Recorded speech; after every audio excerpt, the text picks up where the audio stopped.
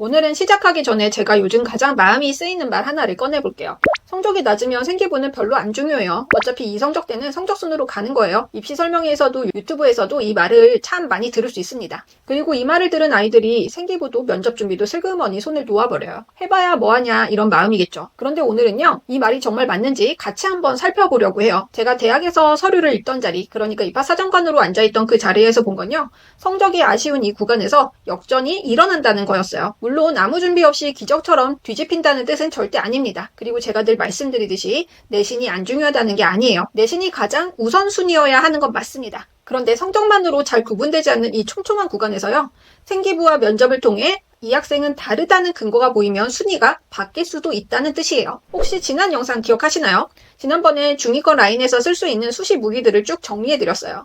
진로 선택 과목 A를 1등급으로 환산해주는 대학이 있다고 말씀을 드렸고요. 내신이 낮아도 도전할 수 있는 약수령 논술에 대해서도 설명을 드렸죠.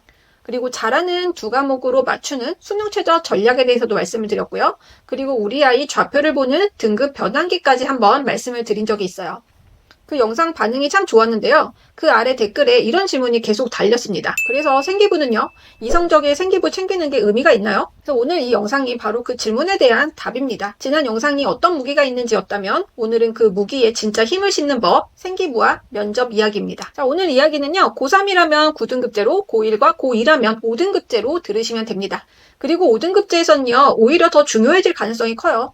왜냐하면 등급이 단순해질수록 같은 등급 안에 들어온 학생의 폭이 넓어지고요. 대학은 그 안에서 누가 더 준비된 학생인가를 더 자세히 보게 되기 때문입니다. 그 이유를 지금부터 차근차근 말씀드릴게요. 먼저 왜 이 구간은 성적만으로 줄을 못 세우는지 그 이야기부터 시작을 해볼게요. 자, 여기 실제 자료를 하나 보여드릴게요. 경희대가 매년 공개하는 교과전형 지원자 내신 분포입니다. 여기서 검은 동그라미가 합격한 학생들, 빨간색 X가 불합격한 학생들을 뜻해요.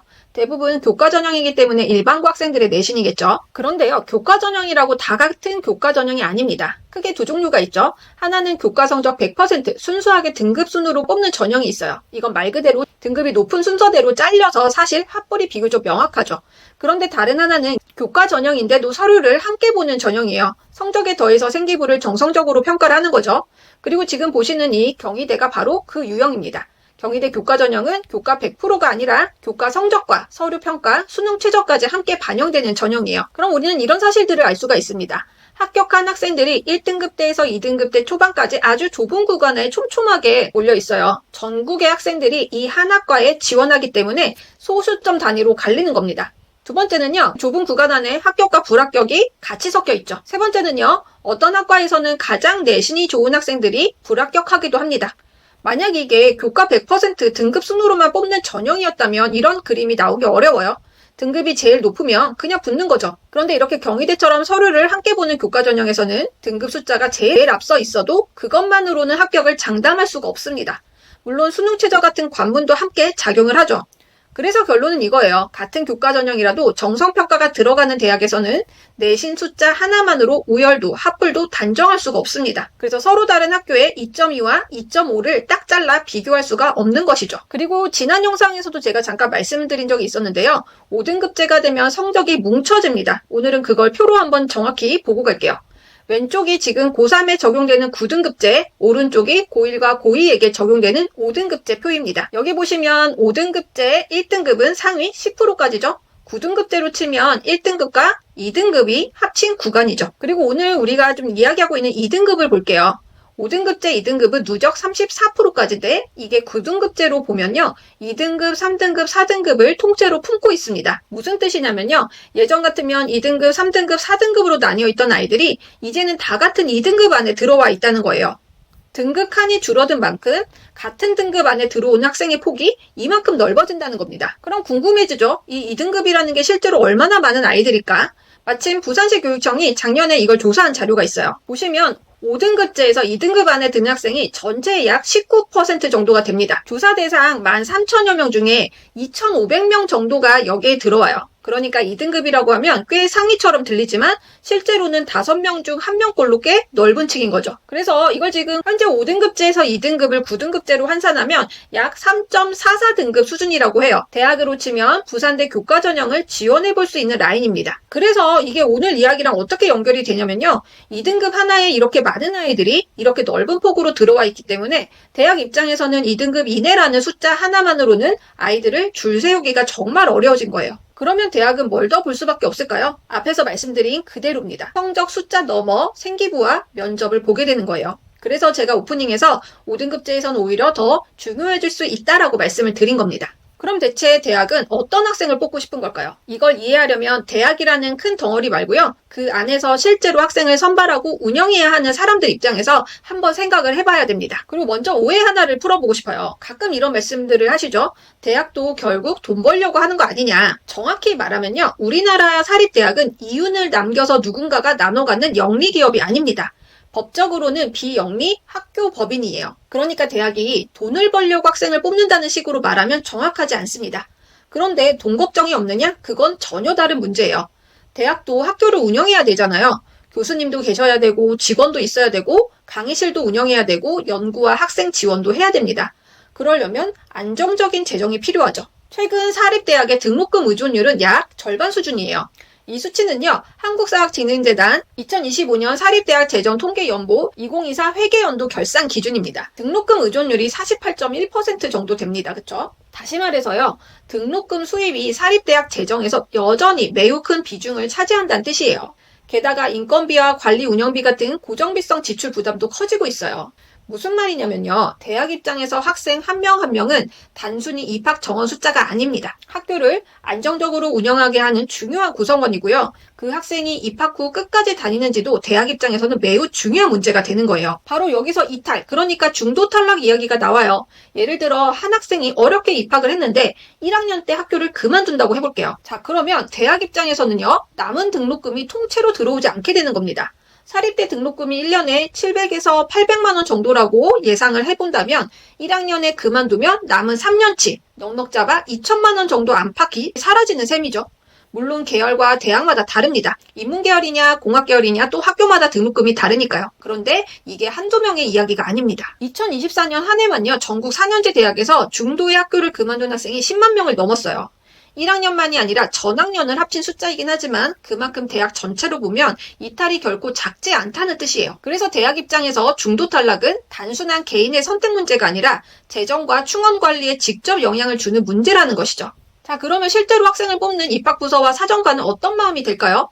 당연히 이런 학생을 뽑고 싶어져요. 우리 학교에 잘 적응할 학생, 우리 전공을 끝까지 공부할 학생, 입학 후 중도에 이탈하지 않고 자기 자리에서 성장할 학생, 그리고 사정관 입장에서도요, 자기가 뽑은 학생들이 잘 자리 잡고 다니는 것이 곧 자기 일의 성과이기도 합니다. 그럼 이제 조금 더 구체적으로 볼게요. 면접이 있는 학생부 종합전형 대학을 입결순으로 아주 단순화해서 3단계로 나눠보겠습니다. 가장 최상위 단계예요. 가장 위 단계는요, 빠지는 데 없이 육각형 인재를 원해요.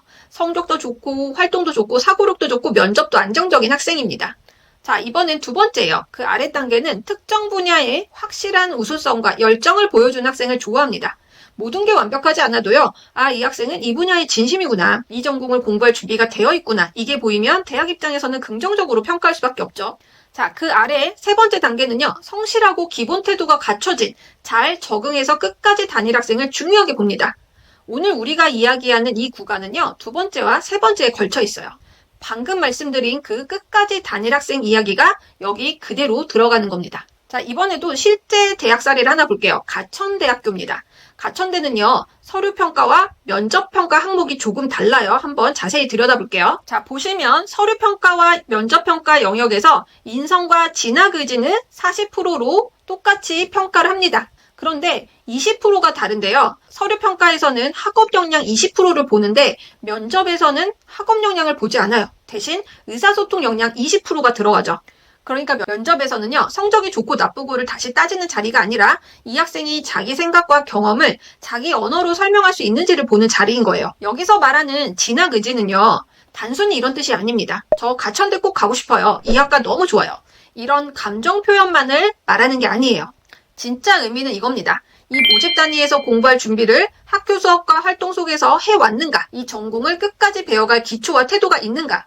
입학 후 적응하고 성장할 가능성이 보이는가? 이게 바로 진학 의지의 실제 의미입니다. 앞에서 말씀드린 이야기랑 그대로 겹치죠? 결국 대학은 이 전공 진짜 하고 싶고 우리 학교에 입학해서 끝까지 잘 다닐 학생을 찾고 있는 겁니다. 그럼 이 구간에서 진짜 킥이 되는 생기부는 뭘까요? 학원 도움을 받아 만든 어렵고 그럴듯하기만 한 탐구. 이건 사정관 눈에 그냥 보입니다. 전공 논문 용어는 잔뜩 나오는데 정작 아이가 왜 이걸 궁금해했는지, 수업에서 어떻게 출발했는지, 어디까지 자기 힘으로 이해했는지가 보이지 않으면 힘이 실리지 않아요. 반대로 관심이 있어서 이것저것 해보다가 전공에 대한 진한 색채가 배어든 생기부. 이건 다르게 읽혀요. 이 학생은 이 전공에 진심이네. 이 아이는 자기 관심을 학교 수업 안에서 계속 확장해왔구나. 입학해서도 이 분야를 계속 파고들 가능성이 있겠네. 이런 한 줄을 만들어냅니다. 사실 이건 제 경험에서도 나온 이야기예요. 저는 2개 대학에서 입학사정관으로 직접 학생들의 서류를 평가해봤어요. 그 자리에서 늘 느낀 게 있습니다. 성적과 등급대가 정말 다들 비슷비슷하다는 거예요. 그런데도 대학은 결국 누군가를 뽑고 누군가를 떨어뜨려야 됩니다. 어떻게든 변별을 해야 되는 거죠. 그런데 솔직히 말씀드리면 성적대가 중위권 아래로 내려갈수록 학교 생활을 열심히 한 흔적이 보이는 학생을 찾기가 매우 어려워집니다. 거의 대부분이 무엇을 설명함 어디에 참여함으로 끝나는 나열식 생기부예요. 쭉 그냥 나열만 되어 있는 거죠. 그런데 그런 서류들 사이에서 어떤 학생은 자기 나름대로 하나의 관심을 끝까지 파고든 흔적이 보인다면요? 여러분들이 사정관이라면 누구를 뽑고 싶을까요? 그래서 저는 이렇게 말씀드리고 싶어요. 성적이 아쉬운 이 구간일수록 오히려 전략이 더 필요하다고요. 그럼 이제 조금 더 현실적인 이야기를 해볼게요. 자, 수시는 6장의 카드를 쓰잖아요. 보통은 이렇게 짭니다. 교과 성적 100%로 뽑는 교과 전형은 안전카드로 쓰고요. 학생부 종합 전형은 한 단계 올려서 가고 싶은 대학에 도전하는 상향 카드로 많이 씁니다. 그리고 이게 이 구간에서 특히 잘 맞아요. 중위권 라인 대학들은요, 상위 15개 대학과 달리 교과 전형을 성적 100% 정량평가 중심으로 뽑는 곳이 더 많습니다. 그래서 교과는 안전카드로, 학종은 상향카드로 역할이 나뉘는 거죠. 자, 그럼 생각해보세요. 방금 이야기한 것처럼 관심을 파고든 흔적이 있는 생기부를 가진 아이와 내신이 낮으니까 생기부는 포기하고 나열식으로만 채워진 생기부를 가진 아이. 이 두 아이가 수시 원서를 쓸 때 특히 상향카드인 학종에서 쓸 수 있는 대학이 달라지게 됩니다. 물론 학종에 안정이라는 건 없어요. 그래도 이 흔적 하나가 상향카드 한 장의 급을 바꿔놓을 수 있다는 거예요. 그래서 저는 학부모 입시비서 수업에서도 이야기를 꼭 합니다. 똑같아 보이는 세특인데 그냥 나열식으로 끝난 세특과 관심이 배어든 심화형 세특이 실제로 뭐가 다른지 그걸 사례로 나란히 놓고 같이 봐요. 그 차이가 눈에 들어오기 시작하면요. 그때부터는 평가자의 눈이 생깁니다. 이렇게 부모님이 그 차이를 스스로 알아보는 눈이 생기면요. 우리 아이 생기부를 볼 때도 뭐가 부족한지 뭘 더 살리면 좋을지가 보이거든요. 그러니 성적이 예상보다 안 나왔다고 생기부와 학교 생활을 섣불리는 놓지 마세요. 특히 아직 1학년, 2학년이라면 더더욱 그렇습니다. 물론 내신이 가장 우선순위인 것은 변함이 없어요. 비교과는 등급을 이길 수는 없습니다. 그리고 이제부터는 이 구간에서 절대 빼놓을 수 없는 면접 이야기를 한번 해볼게요. 대학들이 공개한 입시 결과 자료를 보면요. 일부 모집 단위에서는 서류 순위가 면접 이후 크게 뒤집히는 사례가 나타나요. 그러니까 서류 순위가 그대로 최종 합격 순위가 되는 게 아니라는 뜻이에요. 서류에서 앞서 있던 학생이 면접에서 밀리기도 하고요. 서류에서는 1배수 밖에 있던 학생이 면접 이후에 합격권으로 들어오기도 합니다. 사실 이 부분은 저도 많이 경험한 것이기도 해요. 사정관 시절에 교수님과 둘이 한 조가 돼서 면접을 진행하면서 학생들을 평가를 합니다. 서류에서는 정말 괜찮았던 아이가 막상 면접에서는 그 모습이 잘 안 보이는 경우도 있고요. 반대로 서류로는 겨우 2배수 안에 들어서 면접을 보러 온 학생이 면접에서 확 치고 올라가 상위권으로 뒤집는 경우도 있었습니다. 그래서 면접이 사실은 막판 뒤집기인 경우가 참 많았어요. 그래서 이게 무슨 말이냐면요. 서류 평가로 맨 윗줄에 있지 않아도 면접에서 보여줄 게 있는 학생은 생각보다 문이 넓게 열려 있다는 겁니다. 그리고 또 여기서 오해하시면 안 되는 게 있어요. 그럼 면접만 잘 보면 되겠네? 이런 뜻은 절대 아니라는 겁니다. 사실 면접에서 어떤 기준으로 평가를 하는지 대학은 이미 다 공개를 해뒀습니다. 데이저버 포털 어디가에 들어가서 전형평가 기준과 전년도 결과 이 부분을 클릭을 하시면요. 대학마다 면접에서 무엇을 어떤 비율로 보는지가 다 나와 있어요. 인성은 몇 %, 진로 역량은 몇 %, 이렇게 자세히 나와 있습니다. 그리고 사정관은 면접에서 인상만 보고 점수를 주는 게 아니에요. 이렇게 정해진 평가 요소에 근거해서요. 학문마다 판단을 하고요. 그렇게 본 근거를 기록으로 남깁니다. 혼자 하는 것도 아니에요. 대부분의 대학이 교수사정관과 입학사정관 2인 1조로 평가를 하고요. 근거도 명확히 제시를 해야 됩니다. 그러니까 면접은 말솜씨 자랑이 아니라 정해진 항목에 맞는 근거가 있는지를 확인하는 자리라는 거죠. 그리고 실제로 어떤 대학들은요. 이렇게 면접 문항 예시까지 올려줍니다. 예를 들면 이런 식이에요. 몇 학년 때 했던 봉사활동에서 본인의 역할과 그 활동에서 배운 점을 말해보세요. 지원 전공과 관련해서 특별히 관심 가졌던 주제나 개념을 말해보세요. 자, 이 질문들 한번 보세요. 전부 어디서 나오죠? 네, 바로 생기부입니다. 이번에 제 입시비서 수업이 끝나고 한 수강생분이 이런 말씀을 남겨주셨어요. 지피지기면 백전백승이라는데 평가자가 어떻게 뽑는지를 아니까 어떻게 임해야 되는지 알겠더라. 저는 이 말이 오늘 영상의 전부라고 생각해요. 상대를 아는 것, 대알이 뭘 보는지 아는 것, 이것만으로도 막막함이 방향으로 바뀌거든요. 다시 정리하면 면접은 결국 서류에서 시작이 됩니다. 생기부에 적힌 활동을 바탕으로 질문이 나오고요. 그 활동을 진짜 했는지, 얼마나 이해했는지, 자기 언어로 설명할 수 있는지를 확인하는 자리라는 거예요. 서류에 근거가 없으면 사정관도 그 항목에 점수를 주고 싶어도 쓸 말이 없습니다. 그러니까 면접은 아무것도 없는 데서 기적을 만드는 자리가 아니라 쌓아둔 것을 마지막에 확인하고 빛나게 하는 자리라는 겁니다. 다시 한번 강조드리지만 면접 질문은 결국 서류에서 나와요. 서류가 잘 준비되어 있을수록 면접도 더 밀도 있게 흘러가죠. 생기부에 탐구 과정이 있어야 질문이 나오고요. 그 질문에 아이가 자기 언어로 답할 수 있어야 됩니다. 면접은 어느 정도 내가 한 활동을 외워는 가야 되지만 암기 시험은 아니에요. 이 활동을 왜 했니? 이 과정에서 무엇을 새롭게 알게 됐니? 그 다음엔 어떤 질문이 생겼니? 이 경험이 너의 전공과 어떻게 연결되니? 이런 질문에 답을 하는 자리예요. 그래서 서류와 면접은 따로가 아닙니다. 생기부가 면접의 씨앗이고요. 면접은 그 씨앗이 진짜였는지를 확인하는 자리예요. 저는 이 구간 아이들 이야기를 할 때 꼭 이 말을 하고 있어요. 끝날 때까지 끝난 게 아니다. 성적은 이미 받은 성적이에요. 그걸 바꿀 수는 없습니다. 아이들도 그걸 누구보다 뼈저리게 알고 있어요. 그런데 이미 받은 성적 앞에서 그래서 끝났다가 아니라 그럼 지금부터 뭘 할 수 있지를 찾는 순간 이 구간은 정말로 달라집니다. 지난 영상에서 말씀드린 수시 무기들에 오늘 이야기한 생기부와 면접까지 더하면 우리 아이가 줄 수 있는 카드가 생각보다 많아요. 아직 등급을 올릴 수 있는 지필고사와 수행평가가 남아있고요. 생기부의 기록 공간이 남아있고요. 수능 최저 전략이 남아있고요. 남은 학기에 학교생활이 남아있습니다. 남아있는 그 모든 시험과 활동에 포기하지 말고 힘껏 응하기만 하면 됩니다. 성적 낮으면 생기부 의미 없다는 그 말이 왜 이 구간에서는 틀린 말인지 이제 아셨잖아요. 그걸 아는 것만으로도 막연한 불안 하나가 거칩니다. 알면 불안이 사라져요. 제가 매년 입시를 곁에서 지켜보면서 생각지도 못한 대학에서 추가 합격의 행운을 만난 아이들, 마지막에 최저를 맞춰서 합격을 거머쥔 아이들, 그 아이들을 보면 공통점이 하나 있었어요. 좌절할 땐 하더라도 끝까지 어떤 것도 포기하지 않았다는 겁니다. 이상하게도요, 마지막까지 최선을 다하는 그 아이에게는 행운이 따라오더라고요. 저는 그럴 때마다 이런 생각을 합니다. 정말 최선을 다할 때는 하늘도 돕는구나. 그리고 사실 마지막까지 포기하지 않는 이 태도는요, 입시 하나로 끝나는 게 아닙니다. 그대로 아이의 인생 태도가 되더라고요. 입시는 우리 아이 인생의 종착지가 아닙니다. 긴 여정에서 잠깐 지나가는 하나의 정거장일 뿐이에요. 이 정거장에서 끝까지 최선을 다해본 경험, 그 경험 자체가 아이들에게 남습니다. 그러니까 우리 아이 어차피 내신이 낮으니까 그냥 포기하자. 이 생각만은 하지 않으셨으면 좋겠어요. 우리 아이가 지나온 학교 생활, 그 발자국들이 생기부 안에서 또 면접장에서 온전히 빛날 수 있도록 마지막까지 함께 응원해주세요. 자, 지금까지 이로운교육 이로쌤이었습니다. 감사합니다.